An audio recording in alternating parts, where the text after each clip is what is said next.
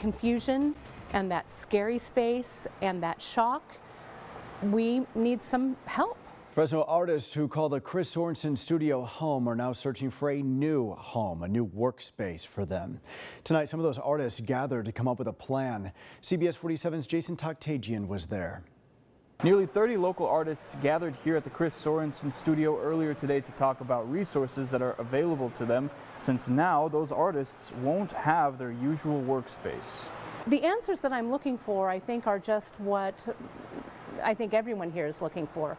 What happens now? Back on Friday, June 14th, the Chris Sorensen Studio was made aware of nearly $15,000 of debt that would lead to the closure of the art studio. Artists have now been dealt with the task of moving their artworks and belongings by at least the end of June. From that confusion and that scary space and that shock, we need some help.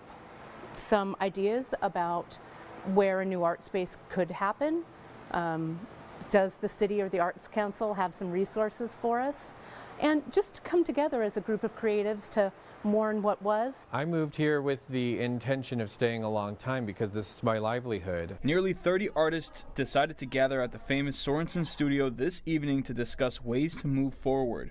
Studio owner Deborah Cooper was also in attendance during the near hour-and-a-half-long meeting. We are really hoping to have a dialogue between the artists about what kinds of things are needed for the artists individually and collectively, and how we can accomplish those. It could be that we form a co-op, which several of us will definitely be doing. That's something we're actively pursuing right now. We're looking at commercial space to rent. However, not all artists have a solid backup plan after a notice to vacate was given on short notice. I know that many of us have already left, and many of us, I know this weekend, are looking to secure the rest of our possessions. I mean, these things are the tools of my trade. Artists with the Chris Sorensen Studio have also planned a moving away sale from Friday through Sunday, June 21st through June 23rd to help with moving items out of the building.